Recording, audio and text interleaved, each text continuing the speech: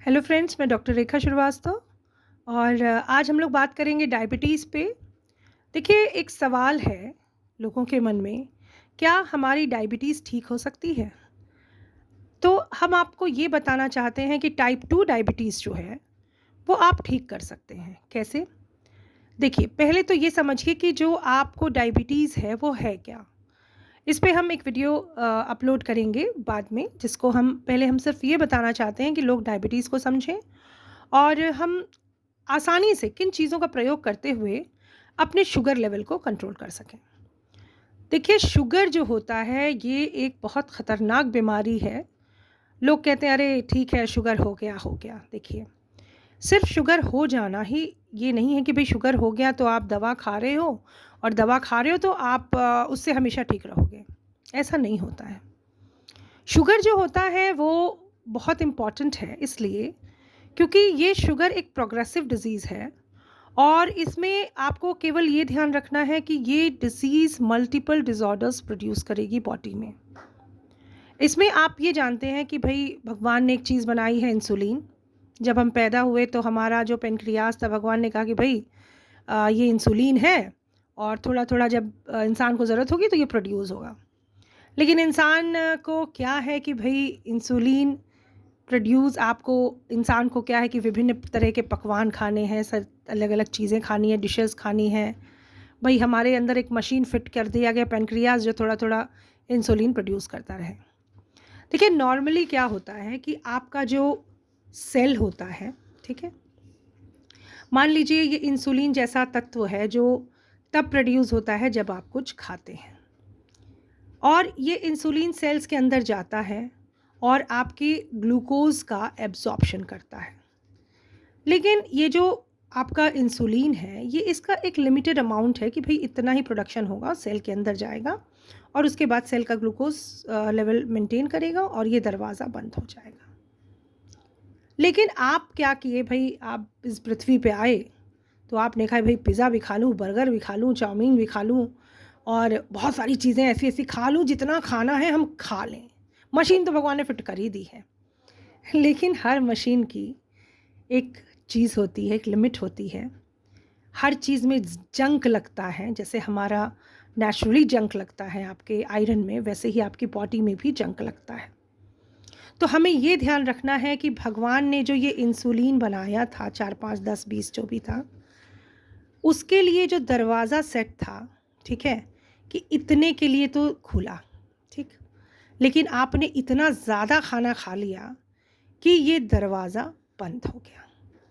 जब ये दरवाज़ा बंद हो गया, तो इंसुलिन जितना आ पाया उतना आ पाया, खाना आपने इतना खा लिया कि और आपकी बॉडी में इंसुलिन की तो ठीक है भाई, इंसुलिन प्रोड्यूस हुआ, इंसुलिन बना इस तरीके से, लेकिन ये जो दरवाज़ा बंद हो गया, ये क्लोज़ हो गया डोर, वो सेल तक उतना अमाउंट इंसुलिन का नहीं पहुंचा पाया कुछ समय के बाद और ये जो इंसुलिन के मॉलिक्यूल्स थे, मान लीजिए कि ये आपका ब्लड कैपिलरी है, तो यहीं पे ये इंसुलिन आपका जो मॉलिक्यूल्स है वो रह गया और जो यहाँ ग्लूकोज़ था, वो एब्ज़ॉर्प्शन नहीं हो पाया सेल्स के अंदर जो भी हैं, तो ये ग्लूकोज़ क्या हुआ? आपके यूरिन में आने लगा।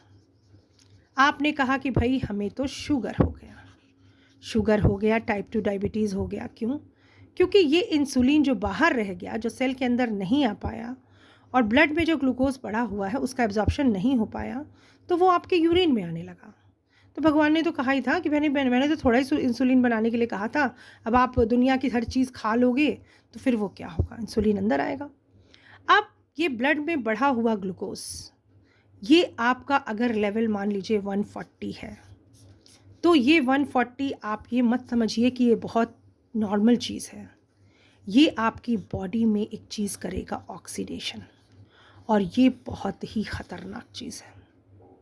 ऑक्सीडेशन का मतलब है कि आपके शरीर में फ्री रेडिकल्स बनेंगे। जैसे मान लीजिए आपने देखा होगा सेब है, केला है, हम अगर काट देते हैं तो क्या होता है? वो ख़राब हो जाता है, ठीक है? वो ऑक्सीडेशन हो जाता है, वो काला पड़ जाता है क्योंकि उसमें आयरन होता है, इस तरह की चीज़ें हम कहते हैं। लेकिन अगर सेब पड़ा हुआ है ऐसे बन-बन, तो वो बहुत दिनों तक रह जाता है। तो कहने का तात्पर्य मेरा सिर्फ़ ये है कि जो आपकी बॉडी में 140 लेवल पहुंच गया है, 160 लेवल पहुंच गया है, या जो आप एक लिमिट से क्रॉस कर गए हैं, धीरे धीरे, because it's a slow damage, progressive damage, oxidation करेगा, फ्री रेडिकल बनाएगा। ये फ्री रेडिकल बनाएगा जो आपके सेल्स को धीरे धीरे डैमेज करेगा। आपकी आंखें ख़राब होंगी।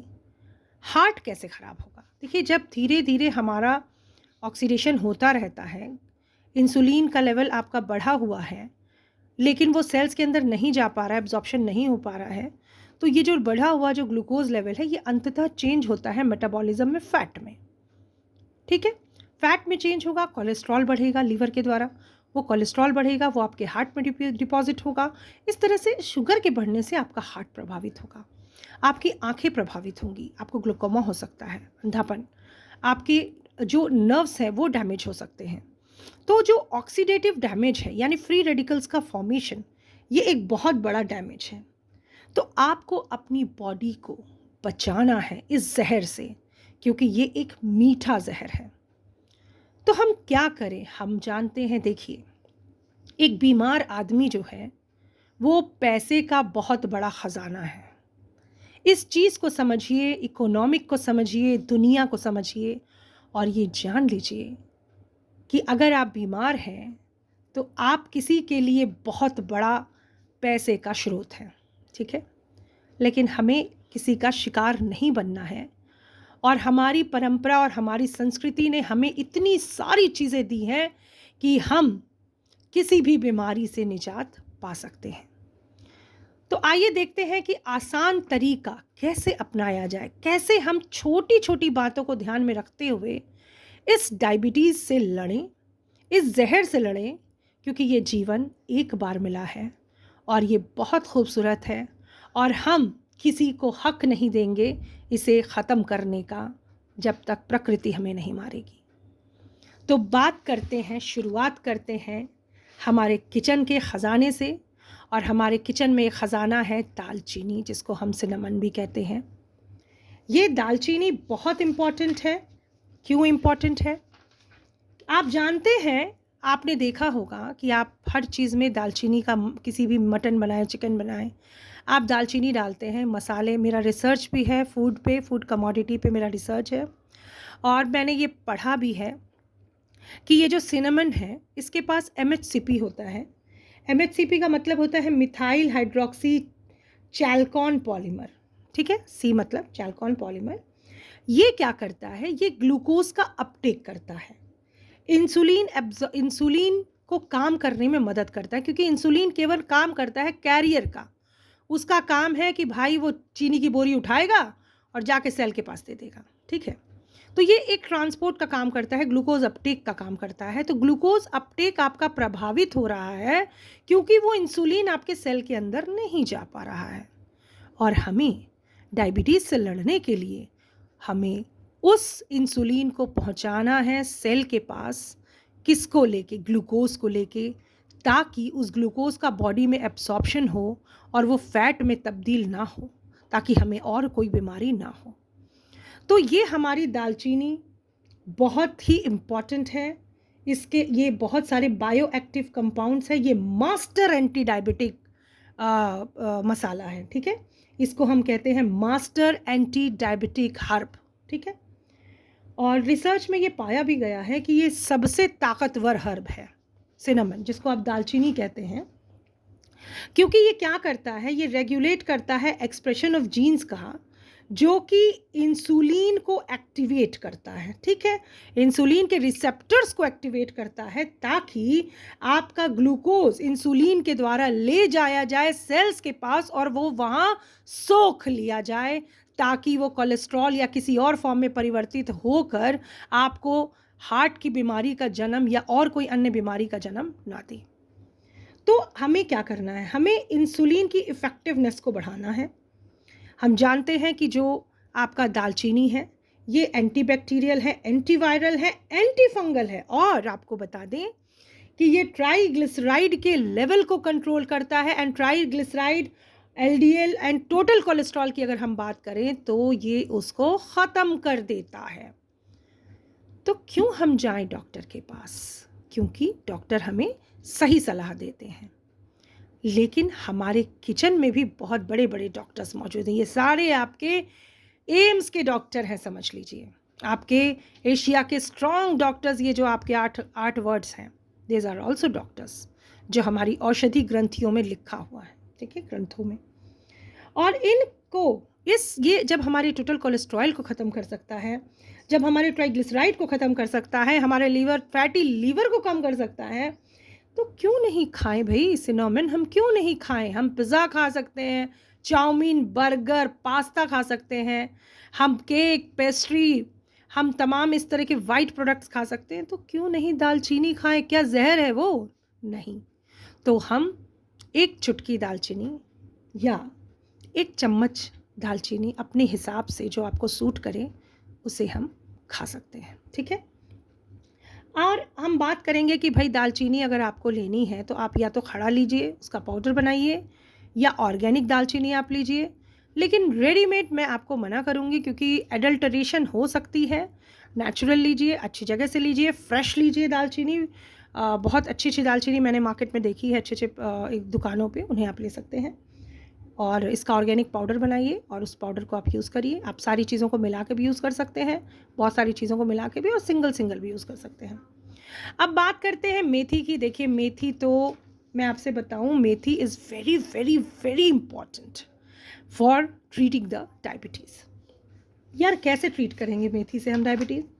देखिए मेथी जो होता है, वो अगर आप उसको रात को भिगो दे रहे हैं और सुबह उसको खा ले रहे हैं ऐसे, या फिर उसको अगर सपोज़ करिए आप उसको भिगो के खा लें या पाउडर फॉर्म में खा लें, तो ये आपके वही ये भी वही काम करता है। ये क्या करता है, ये ऑक्सीडेशन को भी कम करेगा, यानी फ्री रेडिकल्स को कम करेगा, और आपके जो लेवल है आपका, यानी एंटीऑक्सीडेंट है, एंटी माइक्रोबियल है, ठीक है?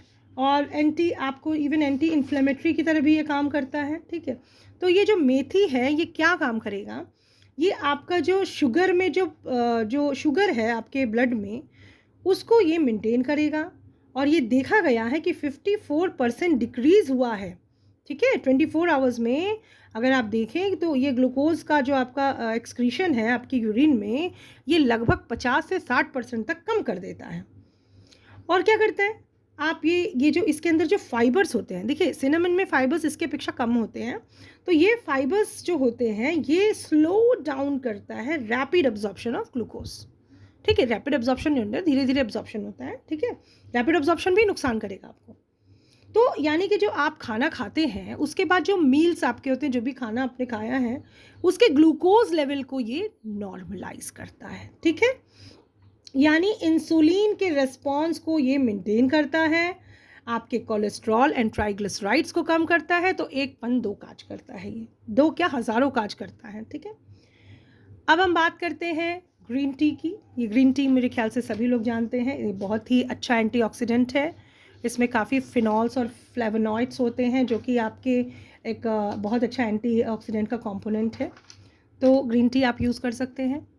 अब हम बात करते हैं थोड़ा सा ब्लैक पेपर की, फिर गार्लिक पे आएंगे। देखिए ब्लैक पेपर जो है यानी काली मिर्च है, इसका डायरेक्ट कोई हम रिलेशनशिप नहीं है विद द शुगर कंट्रोल का, लेकिन चूँकि ये बहुत तगड़ा एंटीऑक्सीडेंट है, ठीक है? यानी फ्री रेडिकल्स को रिमूव करता है।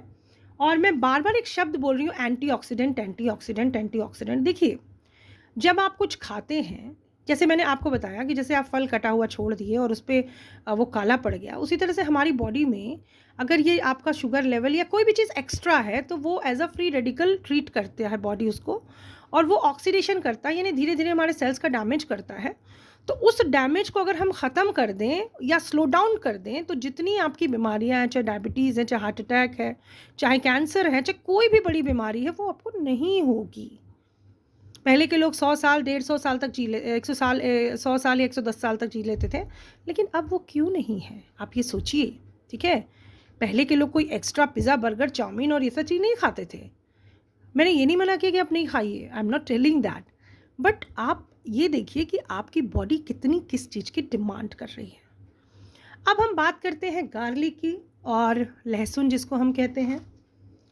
मैं आपको बहुत अच्छी बात बताऊंगी लहसुन के बारे में कि इसका नाम है एलियम सटाइवा, और इसके अंदर एक केमिकल होता है जिसका नाम है एलिसिन। और ये जो एलिसिन होता है, this is very very very important. It acts as a anti diabetic, it acts as a anti virulent. ठीक है, आपने इस बार देखा होगा कि कोरोना टाइम में बहुत सारा टैबलेट्स आ गया है लहसुन का। यार हमारे पास नेचुरल एक कली है, एक बल्ब है अगर उसका, तो हम उसकी कलियों को खाएं ना। What is the need to take the tablets. और इसके अंदर एंटी डायबिटिक इफ़ेक्ट है। डायबिटीज़ के लिए इंसुलिन का बहुत बढ़िया ये वो है, रेगुलेटर है। ठीक है, तो आप इस लहसुन को कच्चे फॉर्म में खाइए या डायरेक्ट फॉर्म में खाइए, it will help you in all the regards. ठीक है, तो आपको मैं ये कहना है मुझे कि आप सुबह उठिए, सुबह उठ करके 2 या 3 लहसुन जो है, जैसे आपकी बॉडी एक्सेप्ट करती है, आप अपने बॉडी को ज़्यादा अच्छा समझते हैं, 1 से 2 कली स्टार्ट करिए, खाइए।